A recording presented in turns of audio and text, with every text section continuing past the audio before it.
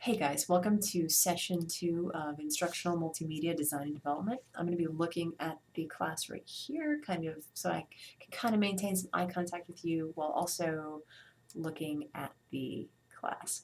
Okay, so heading into session 2, you may have noticed over Labor Day that I opened up all of the modules for the rest of the semester. If that helps you, great. If not, don't worry about it. Just stick with the current session. If you don't know what session we're in, you can always check out the course plan. The course plan is linked inside of your session O, your orientation module. It's also linked on the welcome page of every later session module as well. I'm always trying to get you to look at the course plan. So we're going to do that in just a second. Okay, I'm going to go in. I'm in session 2. We've got 3 items, a checklist, a welcome page, and an activities page. Looking quickly at the checklist, everything looks good. Just make sure you kind of check items off as you do them. That'll help you make sure that you're kind of doing enough to, doing what you need to do to be successful in that session. Probably. That checklist will probably help you. The quality of your work also helps, and the timeliness and all that kind of stuff too. But all right, so let's take a look. I'm on the welcome screen now, the welcome to session 2 page, and I'm going to open up the course plan just to make sure it's linked properly. It is. I'm also looking at it right here. And I'm actually looking back at the moment to session 1, the graphics session. There's a lot going on in that session, wasn't there? Just in terms of like things to do and make. So I will be working on grading those things here. I want to get all of my grading from the previous session finished by the end of the first week of this current session. And that seems like a long time, but keep in mind I teach 4 different sections of classes. So I have, and I think I'm okay in my diffusion class. I don't have a lot of grading because I kept up with that discussion board very actively.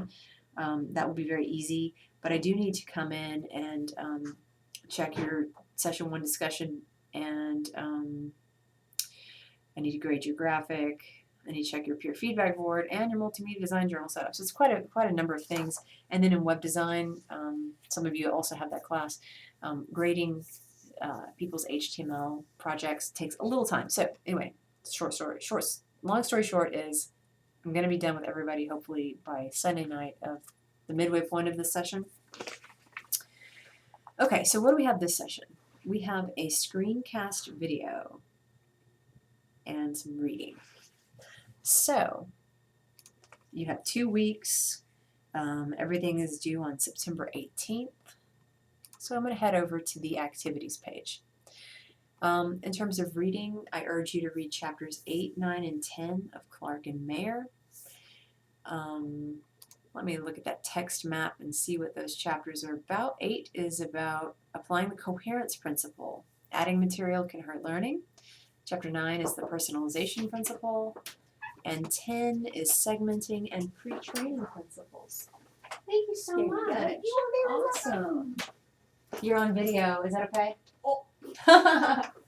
It's fine. Thank you, Vicki. So make sure you kind of keep up with those readings because it'll help you kind of stay engaged with these multimedia design principles. And one way to stay engaged is to also do your multimedia design journal entries in an ongoing fashion. So I kind of give you some guidelines at the bottom about which entries you should do. So as of this session, you will have read through chapter 10, which corresponds to roughly the first 12 concepts that are being asked for in the multimedia design journal assignment. And just to quickly review those instructions, there's only 20 concepts total.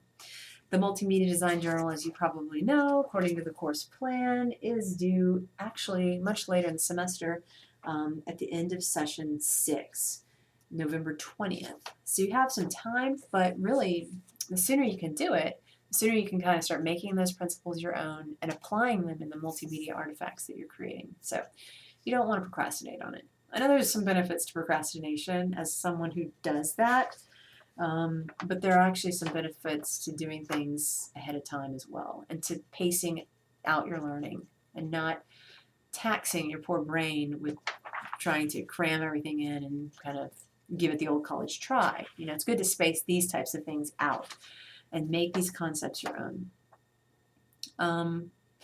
And you may have seen this book in another class. I know I use pieces of it in my web design class. I know that this book is also used in some other classes in our program. Because it's such a seminal work, it has lots of really good stuff in it.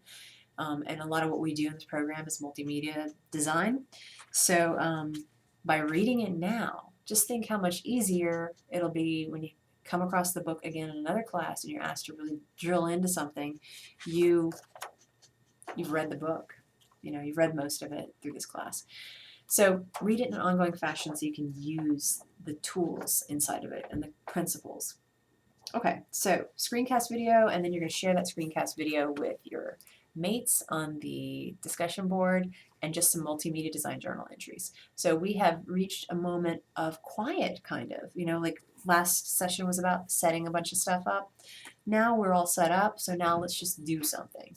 The screencast video, the main point of this is not that I don't think you guys have ever made a screencast before. I bet you have. A lot of you have. Some of you haven't. Don't be intimidated. It's not that hard.